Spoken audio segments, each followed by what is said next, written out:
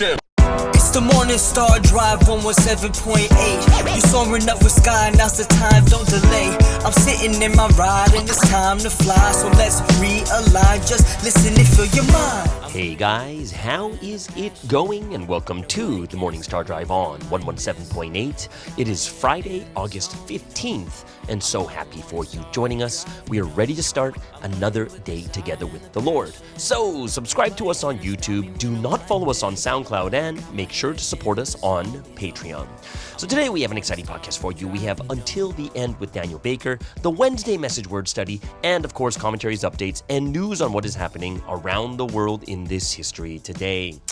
All right, everyone, how are you doing? And yes, it's a wonderful and awesome Friday. We're hitting the weekend. I hope you guys are really looking forward to some rest, relaxation, some work, some running, all the different things, because some of us are all in different positions and missions around the church. Some of us are using it as a break. Some of us are full-time, and the weekend is our time to work the most. So I hope that everyone is going to enjoy their weekend as much as possible. Don't forget, we have Q&A Thursday every single week, so get those questions ready. Send them to me whenever you can. And if you haven't yet, please leave a like and comment to build our community. Just super happy for everyone joining us every weekday on the Morning Star Drive. So let's get up and support each other each and every day. This week's Sunday message title is Break Free, Be Born Again, Explain Well. All right. So yes, guys, it is the 15th, and today is the day what's going to happen at 4 p.m. KST. And just a little bit of update for those of you guys who don't know, the injunction did not go through, and of course that is not surprising for a lot of us here that that Korea didn't uphold the injunction. So that is something that we're like, okay, we weren't expecting them to actually do it with all the things that we've seen so far. Which means that more than likely 4 p.m. KST is going to be the launch, or the opening of Netflix I Am a Survivor. For me, it's of course, there's still a possible injunction that's going to happen through the U.S., but, that was given a little bit over a day before it's supposed to come out. So that's a little bit over 24 hours. So it should be quite interesting to see what's actually going to happen here. And it's something we got to pray for, guys. But what's even cooler right now is, even though it's coming out at 4 p.m., one of the big things we're doing right now with the prayer meeting, one thing that Sunseem said about the prayer meeting, the one that's going to happen today, is that Sunseem said this is not an ordinary prayer meeting. This is not just another prayer night. So the time has been changed. So originally it was 6 p.m. KST, right? 6 to 8:30 or something like that, 6 to 9 or something like that. But now it's being pushed to 4 p.m. KST. So this prayer evening, or this prayer event, is a special event that we all need to do together. And I hope it's something that will encourage, give us a lot of strength, help us to pray together, be united. And if it's going to be, of course, it's going to be better than last week's, and last week's was awesome. So I am very much looking forward to today's prayer meeting, and I'm looking forward to be praying with all the members of Providence and making sure that we can make a great history happen from this too. Okay?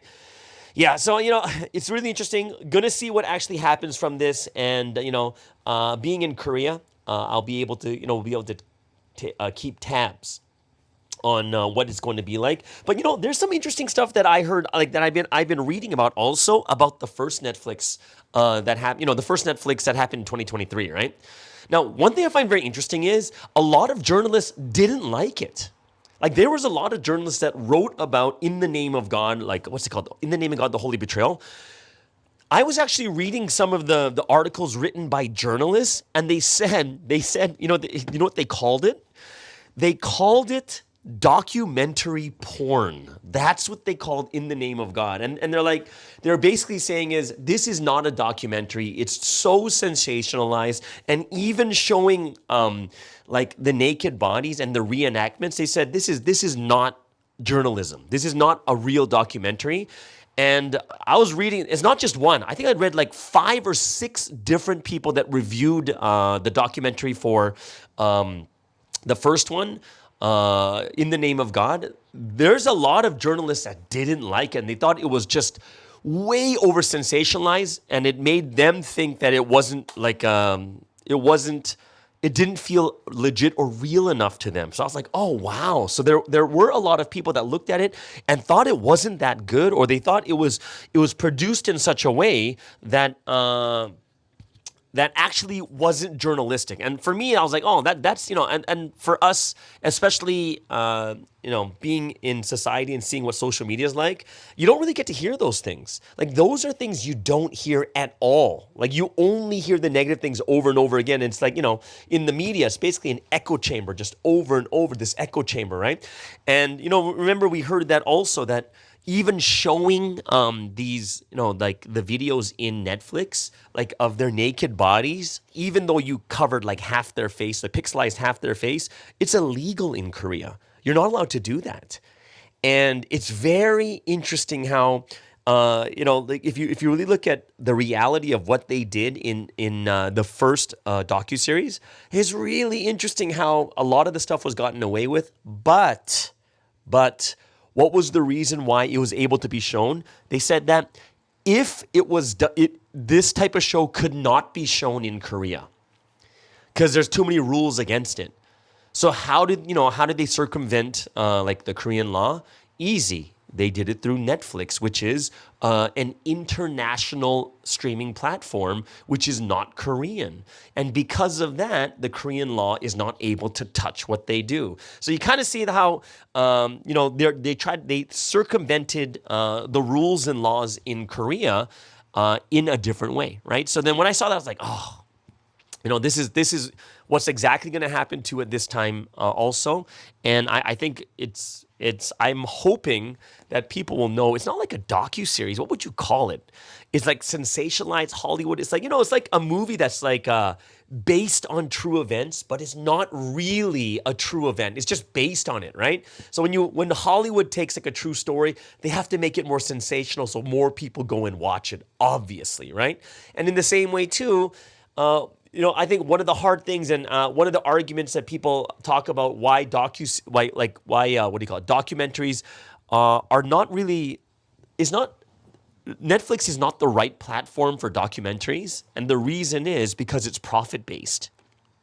So when it's profit-based, what's it based on? It's actually going to be based on how many eyes see it, right? And they say that's one of the biggest issues, which is one of the reasons why even like media and news outlets and journalism in America is kind of tainted. Because why?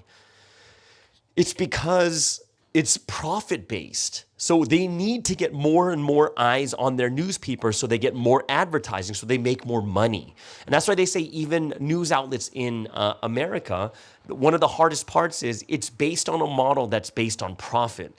And when you look at Netflix, if it's based on profit, it's very, very difficult to, do something based only on factual truth, because a lot of times factual truth it's boring, right?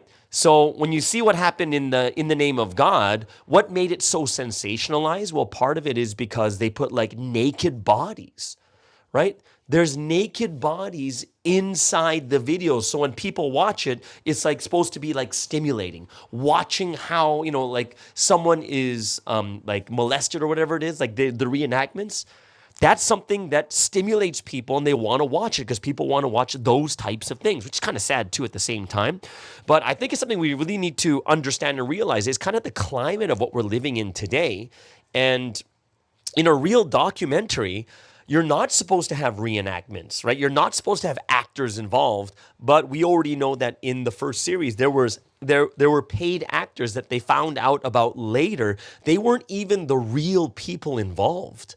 There were some actors in there, right? So this is why there's a lot of complaints, or a lot of people looking at the docuseries as like, oh, this is ridiculous. And then Korea gives like that producer an award, right? So it's really interesting just to see how this docuseries is made.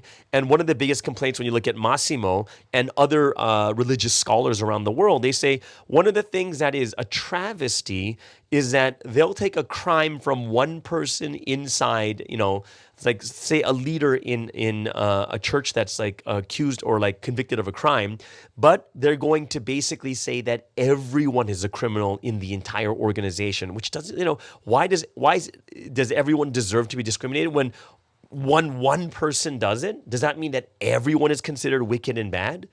Right? And he's like, yeah, it's unfair that people of the church have to go through that type of discrimination when, what the docuseries does is it paints everyone as a criminal, that everyone is molesting, that it's a criminal organization, right? And that's one of the big things why these religious scholars are like, no, this is not something, that we can just overlook, right? So when I look at this, I'm just like, yeah, it's the more and more you get into the nitty gritty of these things, you're going to see that there are people that support. There really is. There are supporters. It's just you don't hear about them. And the way the society runs today, everyone wants like the clickbait and everyone wants the things that everyone's going to be like, it's going to be sensationalized, right?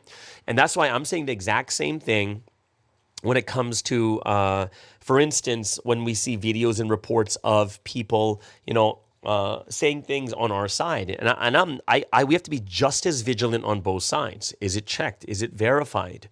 Right? Just because they're saying something good for us, does that mean all of a sudden we should just like without verifying or checking, we should just support it blindly? And that's something that I look at as like, yeah, that's not something that we should have a habit in, is verifying and checking everything against us, but not verifying and checking things that are for us. We get caught up in the exact same thing where basically everything is about confirmation bias. And I think that's something that we really, really have to understand well about ourselves too, right? So, so that's kind of the thing is I hope everyone brace yourselves for today. Right? And I know that it's not going to be as big in other countries, but definitely it's going to be in Korea. Like it's going to be huge. So we're kind of bracing ourselves to see what's going to actually happen here. But we want to make sure that everyone in the foreign countries are doing well too. So we're hoping that everyone can be checked. Like we can check ourselves well, see how each of our countries are doing, see if anyone's affected by it, making sure that everyone is definitely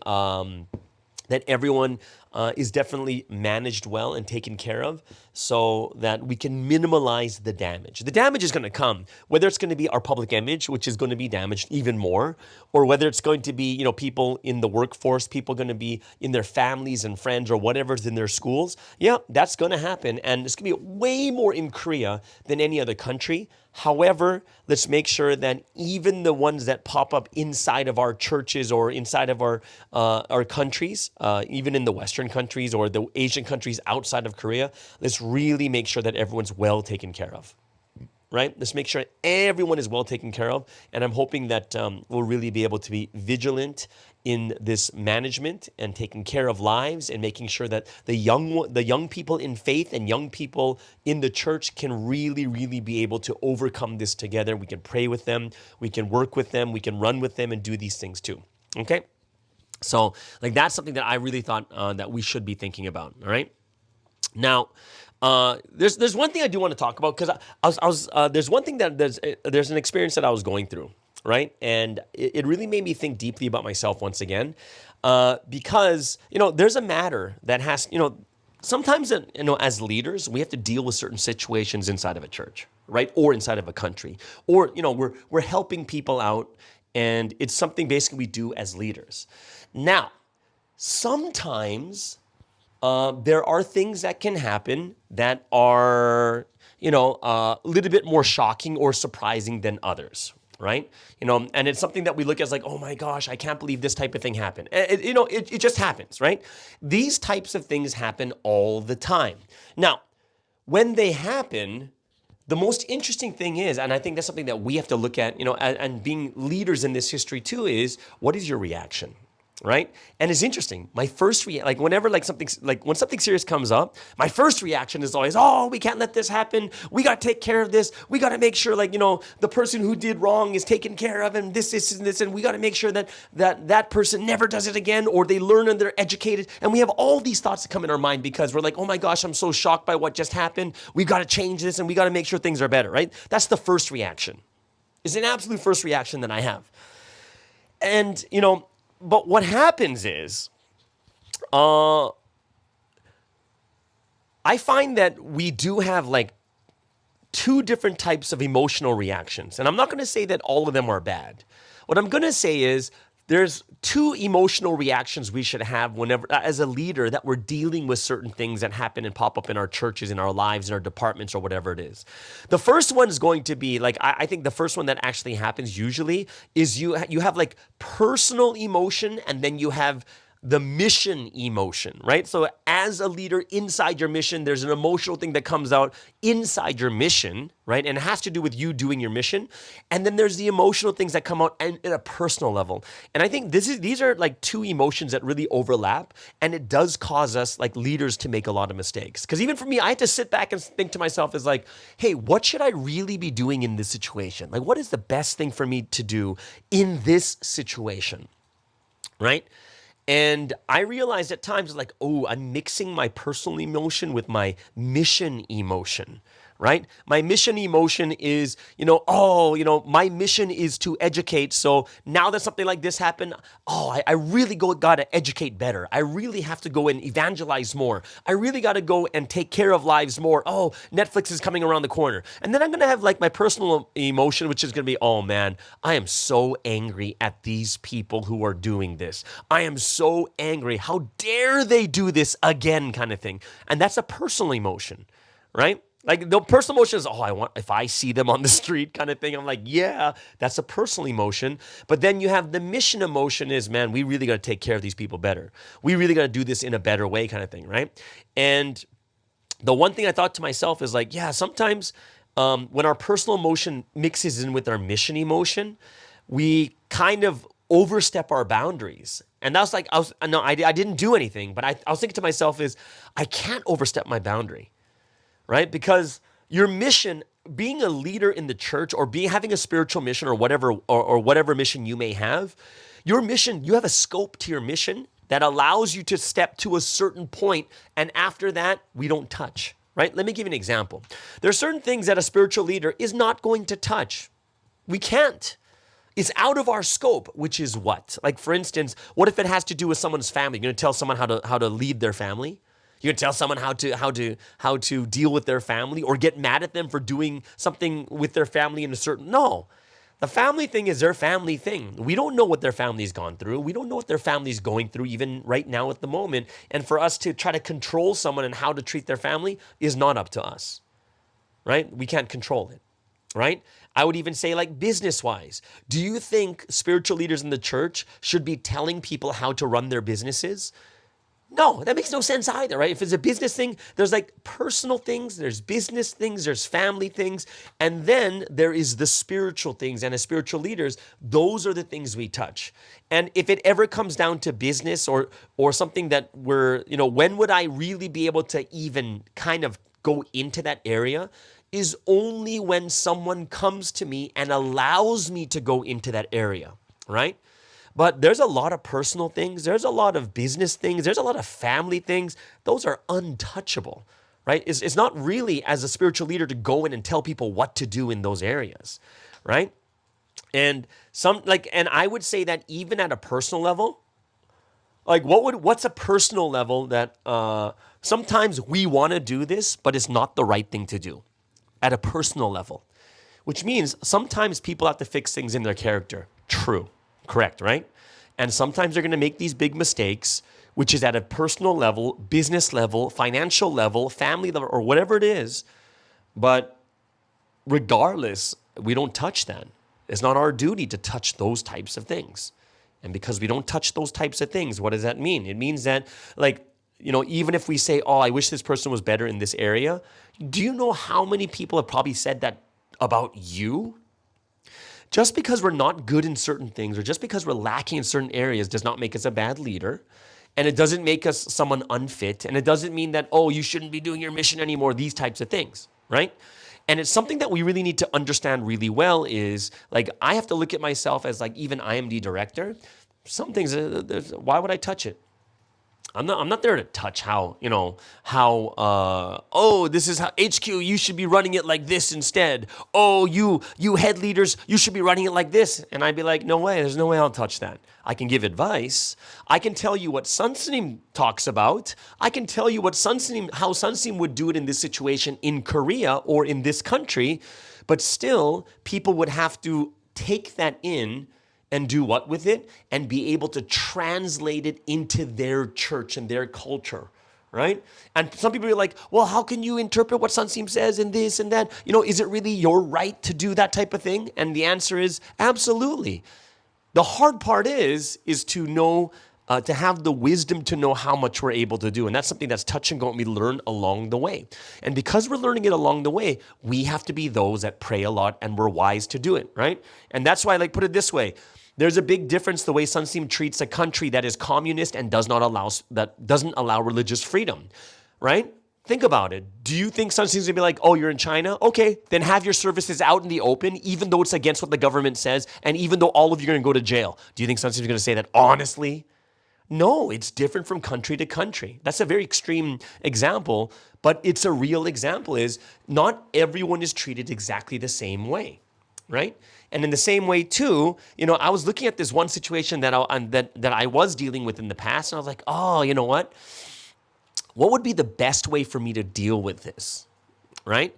Because, even there's some things that we have to recognize and realize is some things have nothing to do with us.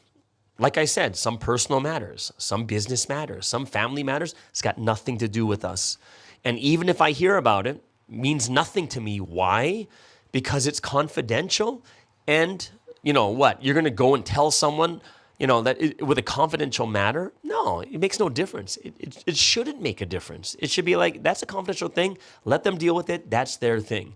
If they can't handle it, what, I'm going to step in? No, absolutely not. I'm not going to step in, right? I'm not going to step in unless it gets into my boundary or my scope.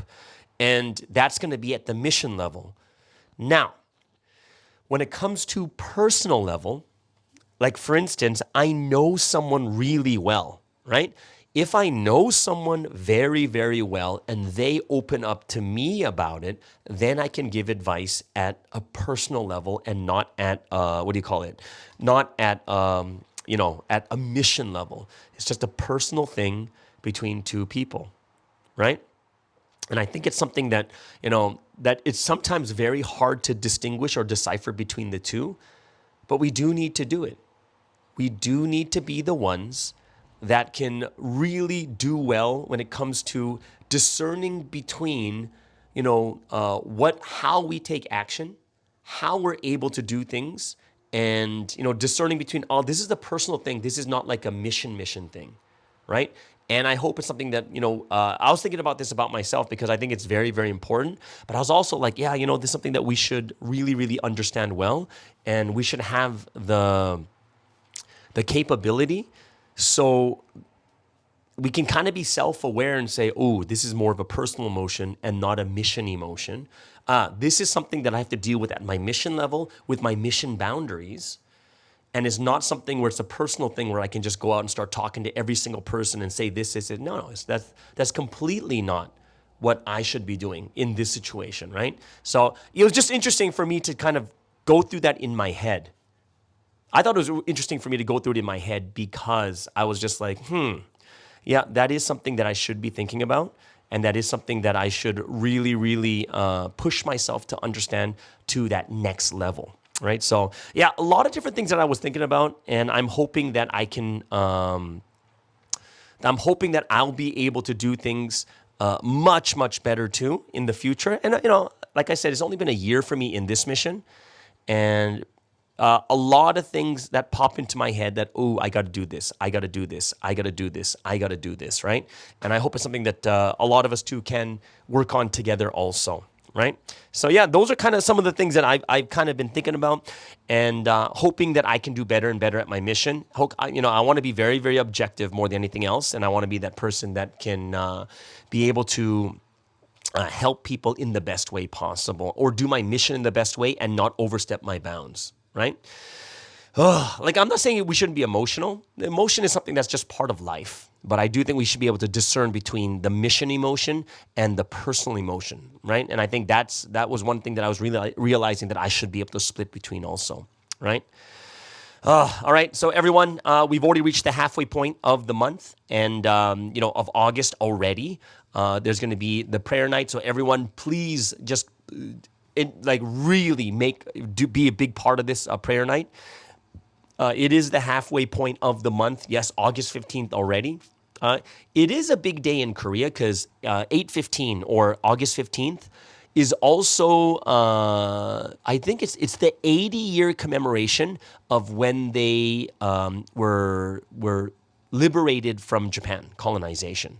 Interestingly, right? So that is something that I do think it's a very significant. It's 80 years. Well, it came this, basically Sunseem's 80 years old too, because this is why in the message and in the word we see that when the Prince of Peace comes, when the person of mission comes, peace comes too. And this is where even Japan was emancipated. Korea was emancipated. Not emancipated, is that the right word? Liberated from Japan. The UN came up at this time. The war ended at this time too. So it was a very powerful year in the year when the man of mission came into this world, kind of thing. Okay. Either way, so there it is, guys. That is the things that I did want to go over today. I hope it's some things that makes you think deeply about yourself too, and I hope it allows us to really become self-aware and understand ourselves in a much better way. Also, all right. So there it is, guys. That is segment number 1 for today. Hope you guys enjoyed it. Before we get into the Wednesday Message Word Study, let's move into the first music break of the day.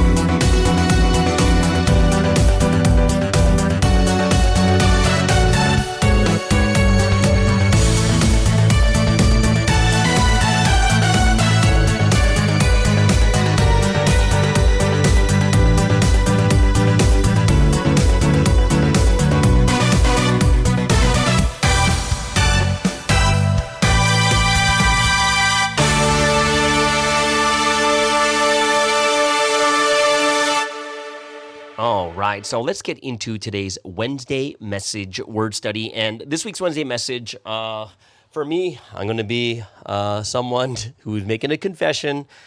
It was I had to miss Wednesday service because we had all that legal documents that we had to translate for the Netflix stuff, and I wasn't able to do service until after everything was done, which means it was the next day because we finished all the documents and stuff like that, which had to be done by that day, and then another document the next day. And I had to do my service alone the next day, and it was just because the situation was really, urgent and stuff like that too. So I didn't get to actually see it during service. So I was really like, oh God, I'm so sorry. But also, it wasn't because I was doing it on purpose. It's mainly because we had other things that we really need to do for the situation that's going on right now that was very, very urgent and important too. But either way, let's get into it. It is God of the righteous. Yes, it is the title of the Wednesday message, and it's the theme of what's like it's like a new direction, a new theme that Sunseam talks about, which is setting the conditions for the wicked so that they can live. And we're kind of continuing with this, like setting the conditions, that the man of mission is setting those conditions for the sake and for the sins of others. And this is our time too, to really set the conditions of repentance also. So, the God of the righteous, so what does it mean, right? But the ultimate thing, God is the God of the righteous who will protect and he'll bless those who are righteous. But we are the ones called to save everyone by setting the condition. And, this is something that we have to do as the righteous. And it almost feels unfair that, the righteous are the ones doing the right thing, and yet we're the ones suffering the most, which kind of doesn't really make sense, right? We're like, what? Like, does that really make any sense? But when we realize about that too, it's like, well, this is why the righteous are here. The righteous set the conditions because we're blessed. We're the ones who've already received salvation. We're not the ones going to the domain of death. So we're the ones, kind of, if you put it this way, we're the ones who can afford to do it. And I like how the scriptures also use us being in debt to God, right? That Jesus died on the cross and paid the price for us, right? That makes sense. And if we understand it like this, it basically means that, hey, our debts are paid. We're free from debt. And that's why we're able to enter a place that has no debt. But that means that everyone else is in debt, and we have to be the ones that help people to get through that too. Right? So, let's get into the message. And the message starts with like how God gives revelations to each and every one of us. And there's a couple reasons why God gives us revelations. One of them is to show that we've changed, like things that have changed in us, right? And then other is what we lack in, right? So like in a general level, God is showing us two different things, what we've improved or what we've changed and what we're still lacking in. Right? And this is why God is giving us revelations every day. Why? Because we're supposed to actually become the counterparts of God. We're supposed to reach that level. And that's why God is teaching us and helping us through these revelations each and every day. Right? And, think about it. Whether we lack or change, it's us. It's really, really just about us. And a couple ways, of course, we get God shows us revelations through dreams or visions. But I think the one that God works the most, and we learned this in the Revelation lecture, is things that we see, like the natural revelations, not nature revelations, natural, things that we go through in life, the signs that we see through nature, or the signs that we see through us going through certain things in life like that too, right? So, God will show us these things and say, in the same way, it is like this. Just like this animal you saw, it's the same as this. And, we have to realize is that God is trying to show us so that we can become better. We see what we lack and see the things that we've changed, right? But in the end, what's going to happen, right? So as God shows us these things, he helps us to improve and make ourselves even better, right? And, we have to be those that become even more spiritual so that we can receive it better and interpret it better too. Now, here's the thing. As people who are in God, right, people who are believers, we have to realize whenever we're blessed or we get things, we can say thank you to the person who gives it, but we also have to recognize that The giver is who? It's always God. It's always the Holy Spirit. They are the origin of the blessings that we get. So, I think that's something that, what we're looking at right now is we're going through tribulations. We're going through tough times. A lot of us are going through some personal tough times too, whether it's mental, whether it's spiritual, whether it's financial or whatever it is, right? When God gives to us, we have to realize, or when God blesses us, when you look at as a history too, so look at it all levels. Like even right now, Providence in general is going through tribulation. But if God wants to bless us, he's going to bless us in multiple ways. And if we remember the conflict in ignorance lecture well, even God blesses us through the enemies. And that's why I like this week's scripture too. Like the Wednesday scripture is, God prepares a table for us in front of our enemies. Like he's going to be showing up saying, no, no, no, no, no. Whatever you think you're trying to do, in the end, you are blessing the people that I want to bless, right? Because in the end, the owner is God, and the righteous belong to God. So if God is the owner, then we become the owners too. And in the end, as the message says, God gives all the wealth of the wicked to the righteous. And God gives all the wealth of the wicked to the righteous. Very, very interesting, right? So, I think that's something that we can really think about also. And, as God is giving us these things, there's a couple examples he gave. Like, for instance, King David being pursued by Saul, and he gained both in this way. And I think we need to be very careful. We have to be the ones that when we see how God works in the Bible, how God is, even though David was being chased and trying to get killed, like, Saul was trying to kill him, in the end, if you observe carefully how God works, you'll see that in the end, David received everything, right? The righteous benefited the most, right? And, the righteous do only God's work. And, that's the thing that we have to focus on. Even though, like, what was David doing? He's focusing on what is the most righteous thing to do. The people of God have to focus on God's work, right? Fulfilling God's will, right? They're not, think about it. People who are running full time, we're not here to gain financial material wealth. It's impossible. Like, if you even look at my salary, you're like, it's not even enough to live on kind of thing, right? But it's because our focus is on the will. So we set the conditions, and then God will enable us to gain the things made by the unrighteous and the persecutors, right? And that's something that we have to recognize. So it's not just David. Look at Daniel, right? Daniel was brought into the lion's den because of the scheming of the wicked. But in the end, Daniel was taken out safely from the den, and the wicked were, thrown into the lion's den, and they were not helped by God, and they were eaten by the lions. The time of Esther, it was Haman. Haman was the one that came against Mordecai and Esther, the people that God loved.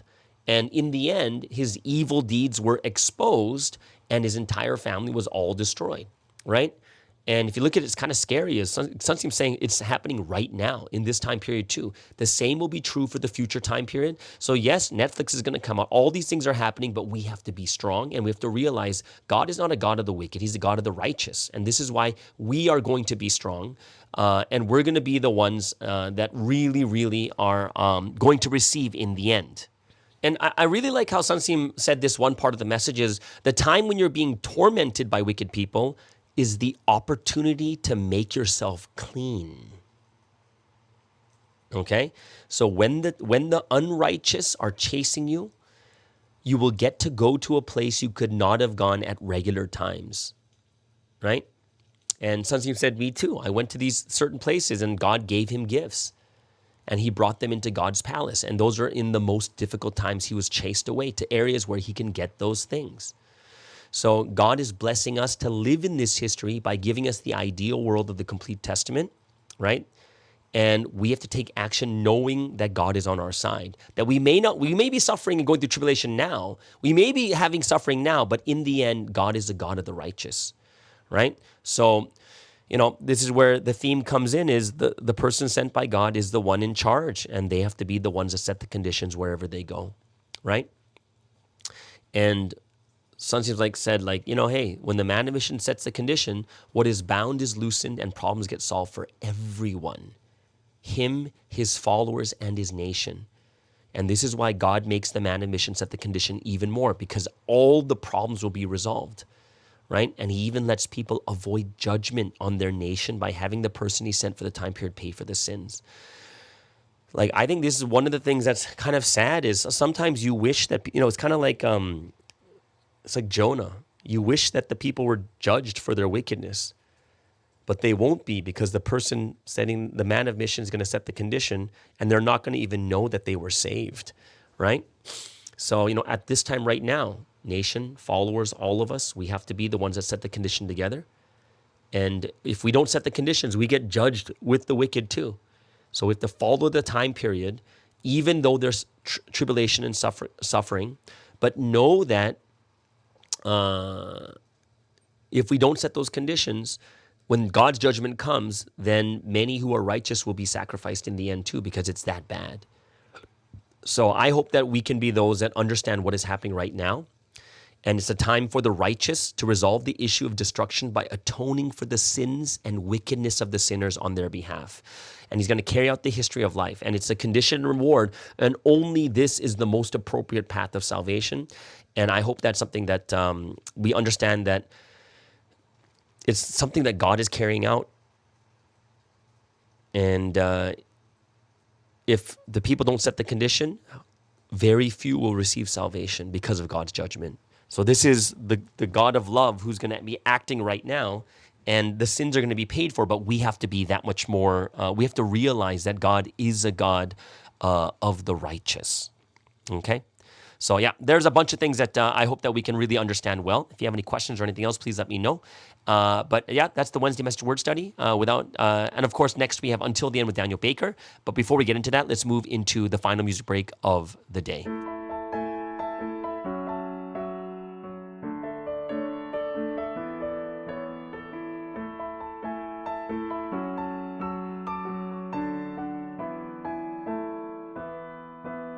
The wind told me that spring has come. The sunlight which is a gift from God to us. The smell of spring that I have been waiting for so long. Sparkling and shining, your smile blooms. We are living on this earth in a beautiful world of blooming flowers, singing a song joyfully with a dream that spread in my heart. I say goodbye to myself of yesterday and welcome my new self of today. As passing as a crystal turn into a butterfly, my innermost feelings burst forth. I will keep on walking this path now, no matter what happens. Beautifully, like flowers, like the wind, I go toward the future.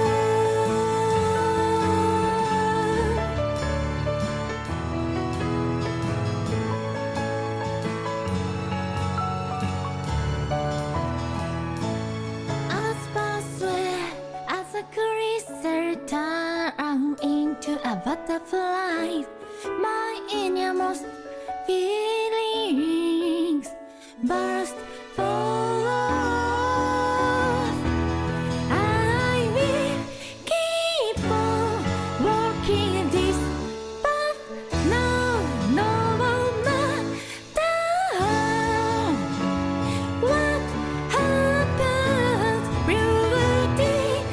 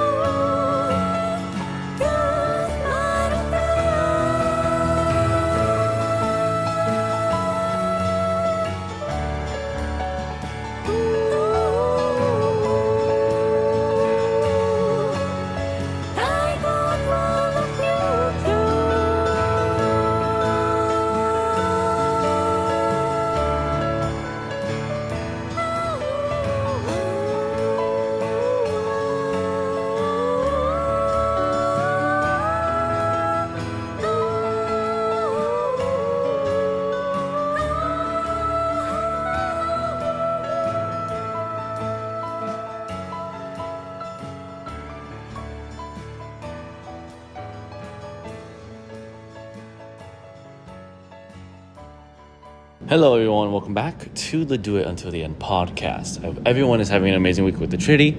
Let's have an amazing podcast segment together. Today, we are back in Korea, the place that I love. We're in Jinsan, so close to Warmingdong. It's very, very nice to be in this area. Tomorrow, we have the campus retreat, which I'm going to be there. I hope I can see a lot of listeners there. It's going to be a really good time. Last week was very, very nice. Actually, technically, it's still this week because on Monday we had the volleyball tournament, the Japanese national volleyball tournament, and it was actually phrased as the Volleyball Peace Festival. So amazing because I think a lot of different types of teams came to the tournament. There was like 2 Tokyo teams, an Osaka team, a Kyushu team, a couple other teams that like from the area of Hiroshima. It was so amazing to see a lot of different Providence members from Japan and to meet a lot of them, to see the diverse amount of people, different people within Japan. It was so amazing because not only because the team I was in, Kyushu, the Kyushu team, that not just because we won the tournament, it was actually the fact that it didn't really feel like a tournament at all. And it really felt more like a festival because there was like a middle of the tournament, like there was like a massive performance. There was also like a time to give glory to God.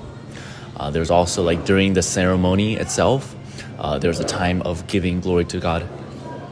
And then the medals were given. So it was very, very personal. I felt like a very, very personal experience because I've never experienced this kind of stuff. It was much more just have a tournament, you're finished. But it was much more focused on newcomers, but also making sure that they understand the true value of having something like the word or praise within volleyball, within the festival.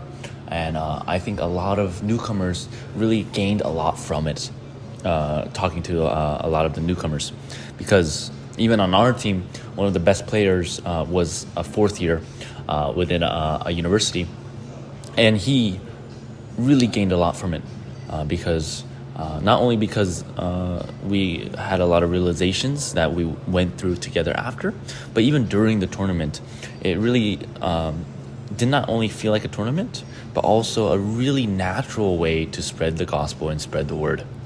And even before the tournament, it was very, very interesting how God worked, because I live in the island of Kyushu, which is very, very close to Korea.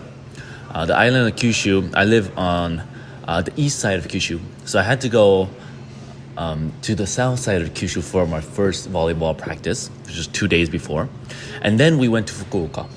So Fukuoka is over on the west, and when we went to the west, we had 1 day of service. On Sunday we had service, and then we were supposed to go all the way to Hiroshima, which is like a 5-hour drive.